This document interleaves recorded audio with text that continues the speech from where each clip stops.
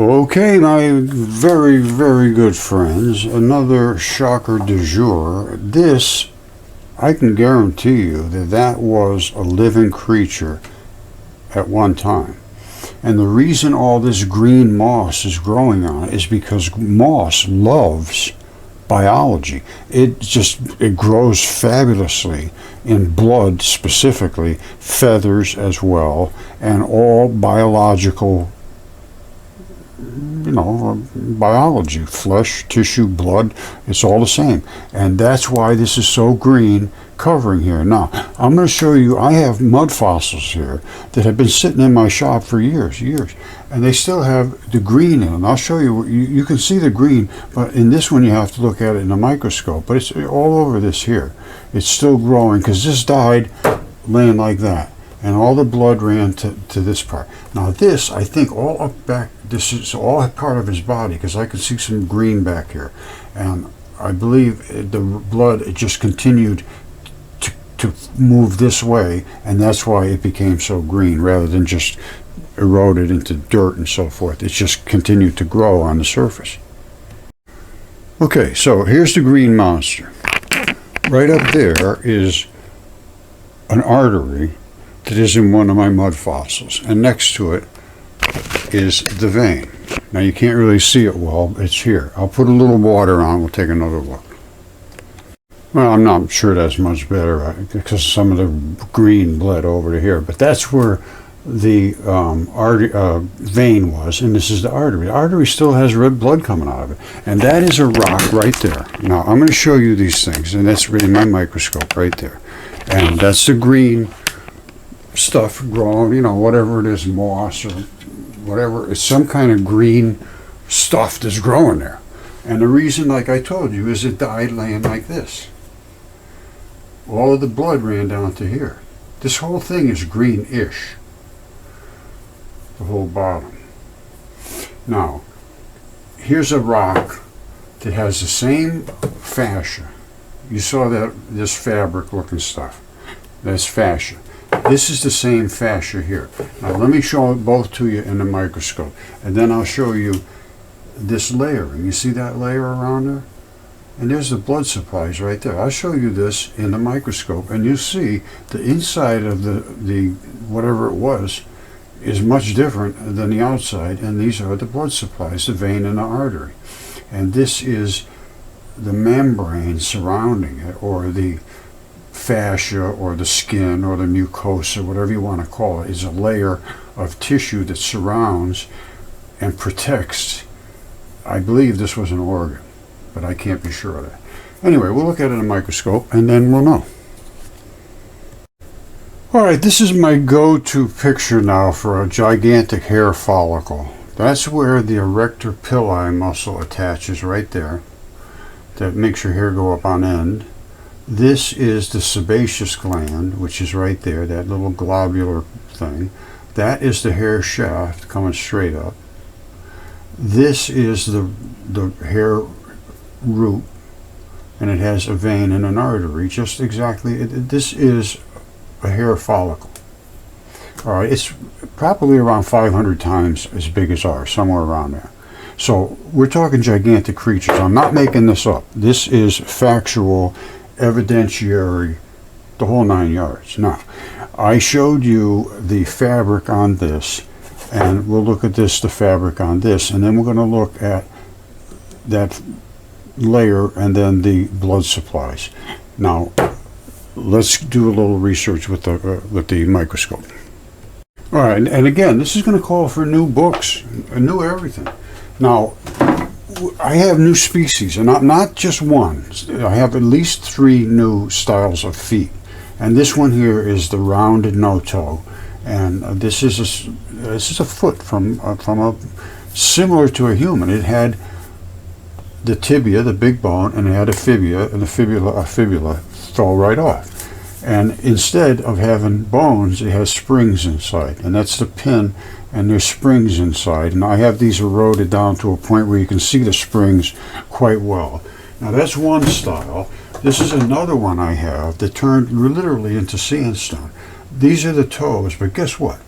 Back up here, if you can see this in the right light, there's two bones. There's one here and one here. All right. It's hard to see. You have to catch it in the right light, but maybe you can see it there. All right, and then this is the other bone. Guess what? You see that? That's blood, and that's blood right there. Those are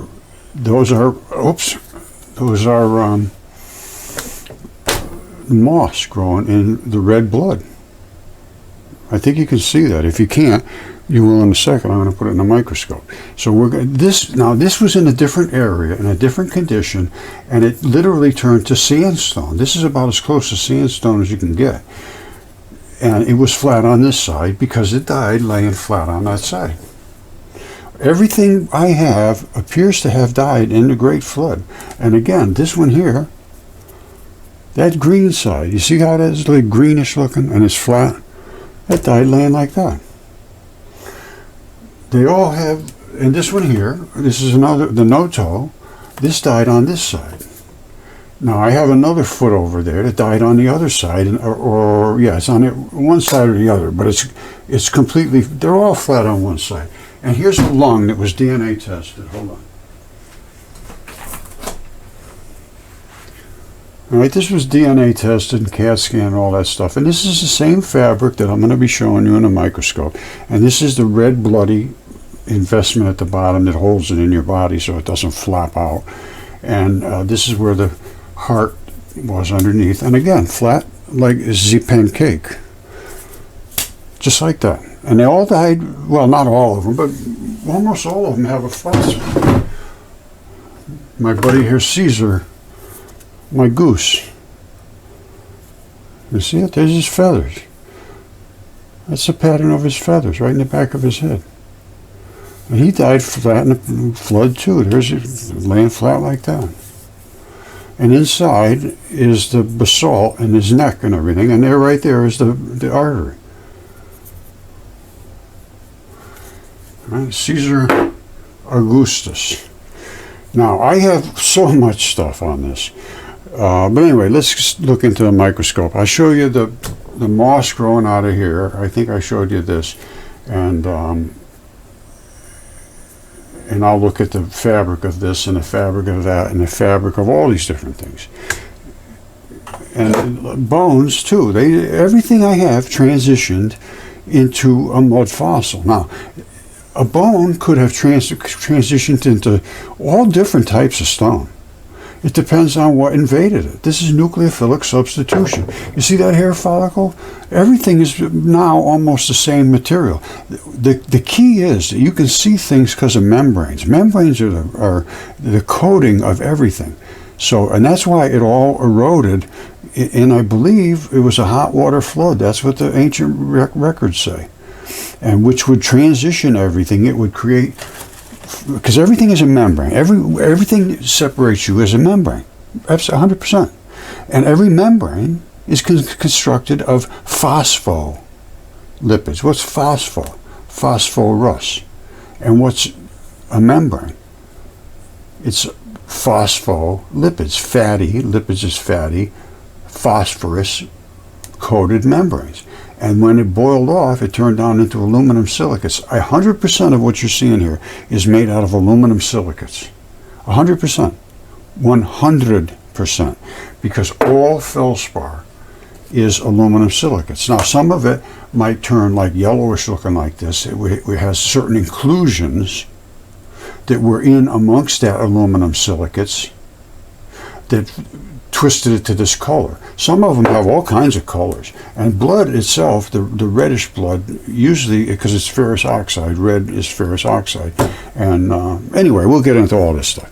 Because there's all kind of colors come because of different mineral and metal inclusions that are in the silicates.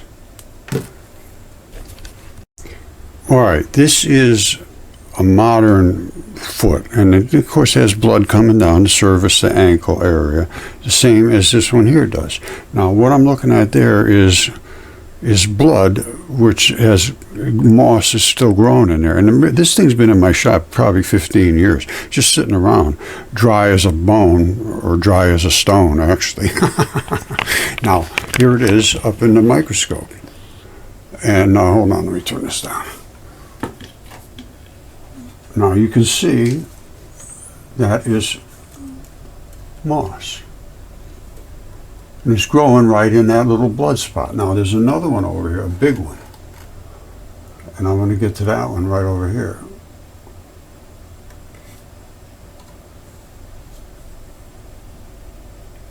You see all the moss growing out of that one? You see how you can actually see it's round. I can put my finger in there, and I have, and actually scraped out some of that stuff. And then I said, I'll let it grow. And it's been growing in there forever. It's a round blood supply. And that one there, and then there's another one, like I say. I'm going to move it up here a little bit, and we should hit that one in a second right over here. There it is. All right, so, but other than that, this particular, hold on, I have to focus it in. This particular one here really turned into sandstone. I mean, that is as sandy, gritty as you can possibly get. Okay, this is really cool. I have the microscope way up high, but we still get a good focus down here on this bone right here, where the bone would have implanted in the back of the foot. All right, so it's dry right now, but I'm going to show you where the vein and the artery is. Then I'm going to put a little moisture on it, and then we're going to look at it again. But again, it's dry. Whenever you see this blondish looking stuff and all around there, that's blood. That's from where blood was. There was some, like, I don't know, can you see that over there? That's where there was a lot of blood running right around the center of the foot here. And it's pretty close to like our feet, only it was encased. And this one's a little different, but they're all no-toes. And then I have another one that's really, really crazy. Well, I actually have two more, and they're both crazy. And they're both different. All these are different. So anyway, we're going to look at this in a microscope in a second, and I'm going to show you the vein and artery, and then we're going to look at how the blood runs down from here, and the texture and so forth, because this is leather. This is literally the same as the leather on, well, I'm going to get my belt and I'll show you it is the same. All right, remember I just told you that this is where you have the seams where all the blood is. The same thing on the lung. You see where the seam comes together, the lobes of the lung are underneath, and the blood comes out along those planes. This has been DNA tested and CAT scanned. I showed you that same thing, product of the Great Flood. And I will show you this in a microscope first, just so you can see the texture that we're dealing with. And they all have the same thing. This one's a little different. This has crystallized. It's a little different process. And I'm not exactly sure the chemistry that does that, but I do see that fairly regularly. That leads to that really coarse beach sand. All right, that's the lung. No reason to get too crazy about it, because this is the fabric, but it's the fabric that's on all the stuff. Now, down here, I'm going to move the lung down to where you have the real red bloody stuff, but it's the same stuff. It's just a lot of extra blood in there, mixed in with the tissue. And there is a ton of blood in these. I mean, it's literally saturated with blood. If I put water on there, it would just turn into a mud paste of blood. Totally saturated. I had some of them, the blood actually came out. Hold on one second. All right, I just showed you that lung right there. And this is another lung that has turned into almost solid quartz. The only really cool thing is, before it did, the blood puddled down here. So in other words, this is another lung that's totally evacuated. So it didn't fill with quartz, it just emptied. This one continued to grow and fill with quartz. But when it was, you see how this is really red blood? You see that? I think you can see how red that blood is. And this had the same thing. And when it died, it was like laying like this. So this was down. And this just became evacuated and just filled in all of the plumbing with quartz. But down here, it still had the red blood in it, just like this does. You see how red that blood is? That's really, really, it's very red blood. Now, it actually, when I took it out of the mud, it was like just very, very under, just barely under the surface, and this is what happened. The blood actually bubbled out of those little red spots, which are right here. And this is not the only thing that does it. I have rocks that do it too. Hold on, I think I have. Yeah, these things right here. Oh. This is a rock. It's like a bone, like one of these. Hold on.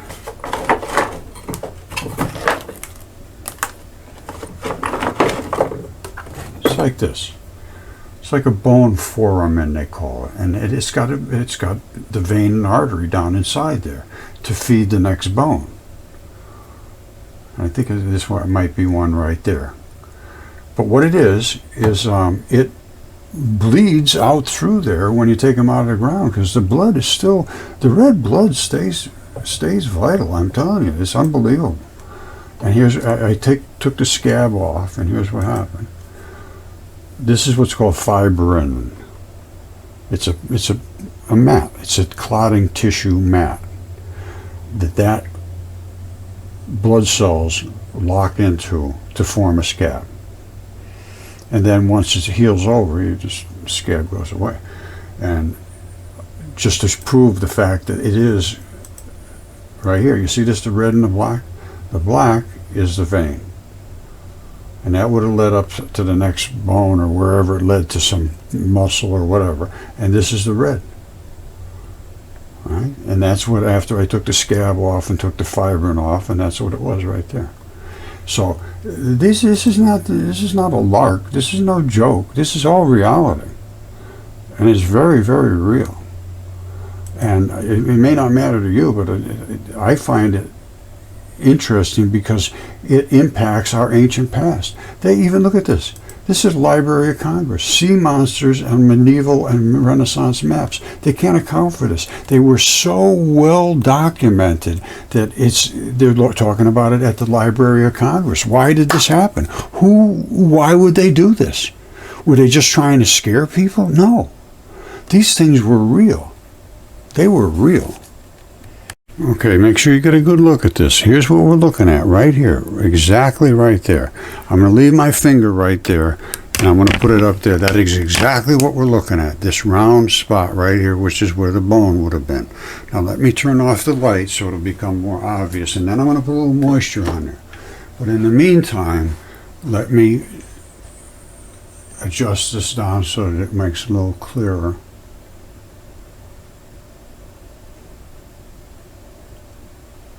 All right, this is the area we're looking at. All right, this is the vein blood coming right out of that black spot, and this is the artery. And I tell you, see how it's red, and there's red here, and it just sort of washes out, and the red washes out of it for some reason. I can't tell you exactly why, but this whole area here was where the tibia sits down on top of. All right, and this is the cradle that it rocks back and forth in to the foot. Now I'm going to put a little moisture on here, and you'll see a big difference in what this looks like. Moisture makes a big difference. But you see what we're looking at, the black and the red? I know you can see the difference here. Watch this. This stuff dries up like instantaneously. All right, I'm going to swish it around a little bit. Now, that's the black, that's the red. This is really the place we're talking about right there. That's where that bone sits. Now over here is the edge of the foot. All right, and this right there, that does all the work right in this area.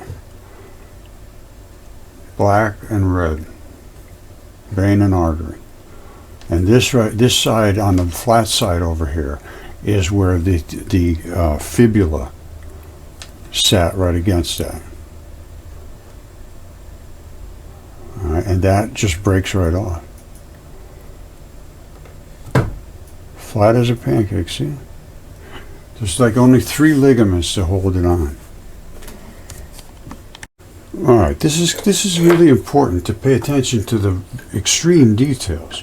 First of all, the fibula, which is the flat second bone, just lays up on there, because normally it's just floating around. That falls right off. This again is where the tibia comes down, the big bone, and this cradle is where it rocks in there. Now, this again, I told you, is a place where there's a ton of blood, and I will show you that quite clearly. Now, this is 100% is leather, and this 100% is blood. So if this was a shoe, it's not going to be bleeding out of here. Why would it bleed out of there? It is not a shoe. I can guarantee you that. This is a foot, the whole thing. And this is the skin here, the thickness of the hide, literally, that covers the toes. That's like a toenail inside of the no toes. They're in there. They're in there. They're just undiscovered. They're not lost. They're not lost. They're undiscovered. Now they are discovered. This is the side that was sitting flat for this one, like this, when it died. They all have, well, not all of them, but damn near all of them. And this is the impact zone, impact zone, impact zone. And that's what it was. It was a foot of some creature, not exactly like us. And I show, well, let me just show you quickly the other ones. And then I'm going to show you that the leather on my belt, which is, you see that genuine cowhide, genuine leather. All right. Now, we're going to look at this in a microscope, and I'll show you it's exactly the same as this, genuine leather. All right, this right there, this is where all the blood was running out. And there's an actual blood vessel right there. And here it is up in the microscope, right where my finger's pointing to. All right, that's actual red blood where it leaked out of there. And that's what causes these things to flush out and turn blonde looking. And again, I can't really account for that, to be perfectly honest with you. Although the red blood is so fluid, it's absolutely amazing how fluid it stays. I showed you some of it is still just coming right out like it was pumping through your body. Now, let's look at the tissues, which I've shown you all of them, but they're all the same. So let's look at this foot tissue here. You see it, all those little bumps? Pay attention to all those little bumps. And then where it's washed out, you see how it has all the little straps? The bumps are normally, it's flushed the bumps out, I don't know, somehow from this blood running out of there. All right, but that's the two things you want to pay attention to, the straps and the bumps. Now let's just see what we have on my belt. Okay, remember I said pay attention to the straps and the bumps? Well, these are the bumps. This is leather from my belt. Now here it is when you come over to where the belt buckle is, where it gets stretched. These are all the straps. These are the bumps that I talked about, and these are the straps, and that was on that no toe. And I'm going to show you all the rest of them too. All right, see, that's my no toe. These are the straps and these are the balls. Normally they're all infused together, but that's where the blood ran out. And again, there it is right in the microscope. So I'm not playing games here. I'm showing you precisely what I got. Now that's that one. Now let's take a look at this, which I told you, this green side is where the moss collected down, and that's where that mossy little spot is growing there. And I will show you what this fabric looks like, which is the same as the fabric on this one, is the same as the fabric on the other no toes. All right, here it is up in a microscope. Hold on.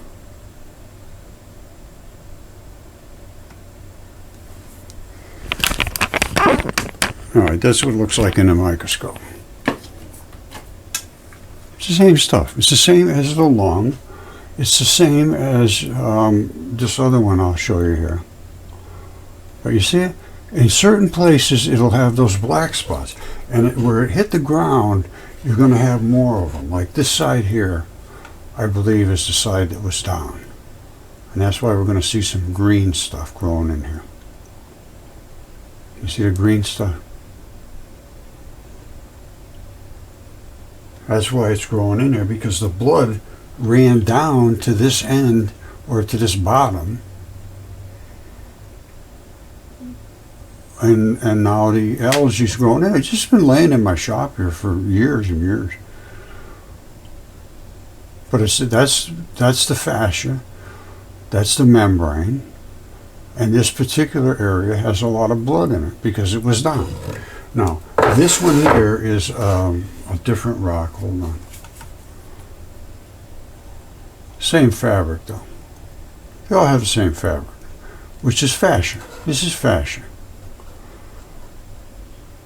All right, and it's this fabric coating.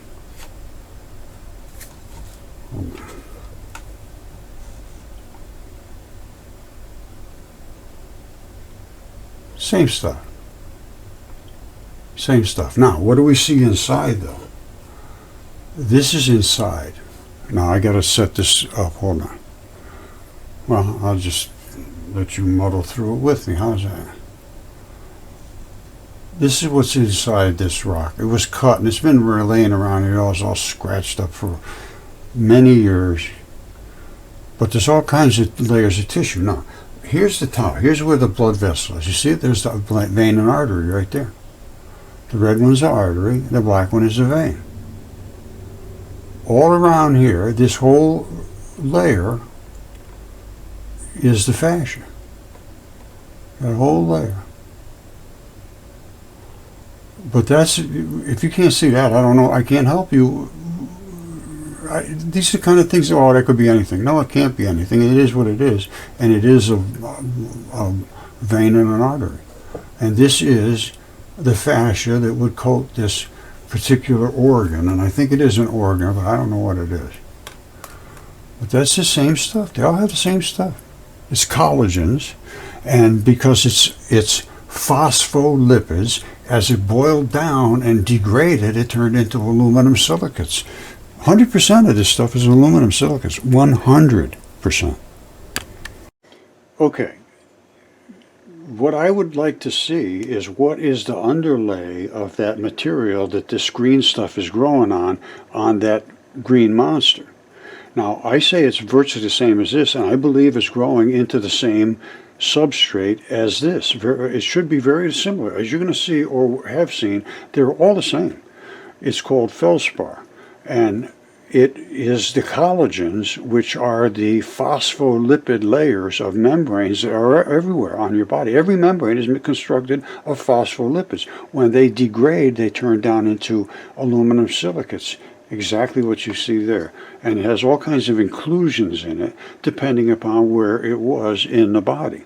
Sometimes they have to be protected from salts and acids and digested foods and all kinds of things. So the fabric is a little bit different chemically, but in the structural integrity of it, it's pretty much just similar. It's like a fabric. I'll show you. You'll see it. All right, I got a ton of stuff to go over. I was going to try to do it all at once. It's just people get too tired. But what I would love to know and see is a really, really close-up shots of what this material consists of. Now, the green, I know, is growing out of some kind of blood. I'm almost certain. Now, I can see green up in here and green over here. You may not be able to see that.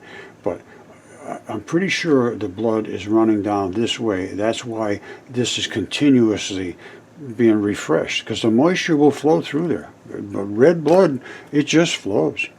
It just flows. So that thing will be fed forever until it runs out of whatever biology was in there. So I want to know, what is this in relation to what I'm showing you in the microscope? All right, so we're going to be going through really deep into this. Sea monsters, medieval Renaissance maps, Library of Congress. Why were they doing all this stuff? There's three major types of medieval maps.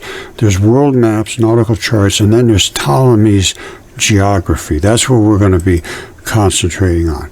And they showed all of these. Every map had some sea monsters eating some creatures. And when they talk about the size of these things, they're absolutely stunning.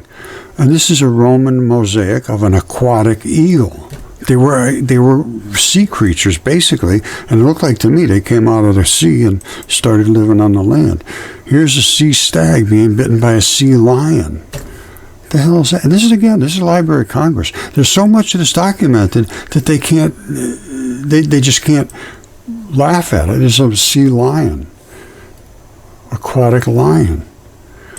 So we got a lot of looking into doing. And then they talk about these things were so gigantic they would land on them thinking that they were actual islands. All right, so enough for today. Vayos con Dios, amigos. I love you all. And again, and they're finding just the craziest stuff. I don't know what this is. But we're going to have to start looking at things a whole new way. It could just be a whale or something. I have no idea. But they're all looking at it like they're kind of amazed. It looks like that could be a tongue or something. Who knows? But I can tell you what. The ancient texts, that stuff was here. As far as I'm concerned, that was all real.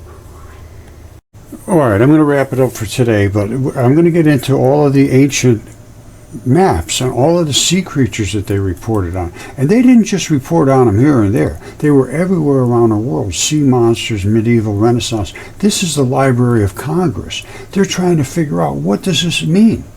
This was not just here and there they were making up jokes to scare kids. No. And everything was written and recorded. And they were all sea creatures, lions, and all kinds of sea creatures. But they turned into four-legged creatures. I think they had sea, horses and sea. This is a sea lion, aquatic lion, and they had all kinds of aquatic creatures. My point is, there was something more going on here. There was something more going on. There were sea monsters. This is the Library of Congress. What is going on? Sea monster illustration, and they all had them. And we just absolutely dismiss all of that. No, I don't dismiss them anymore. Not that I do not dismiss these things anymore. And I suggest if you want to live in reality, you just pay attention a little bit more to reality and see. All right, so I'm going to leave that one today, but we're going to be getting into the sea monster thing. This is going to be a lot of fun because I have so much on this. I have so much evidence. And Ptolemy, the Ptolemaic, well, he wrote the Geographia or something like that. And you want to be a geographer. All right, that doesn't mean you just study geology. A geographer, hold on. Here it is, right here is Ptolemy. You want to be a geographer. Is a physical scientist, physical, material, plus social scientist. How does humanist, whose area of study is geography, the study of Earth's natural environment and human society, how does societies change and how are they affected and all that stuff, including how society and nature interacts. And I'm telling you, we're not interacting well right now. I'm going to leave all this, but Ptolemy, he put out all these maps around 100 BC, 100 AD, somewhere on 150, something like that. He lived from 100 to 170. So, but he was very, very, very well respected, and he was like Ovid and Hesiod and all the rest of them. He wrote what was passed down in true history. I say it's true because I see the things that support it's true. So, again, I'm sorry to keep dragging you through the soup here, but there's a lot to discuss.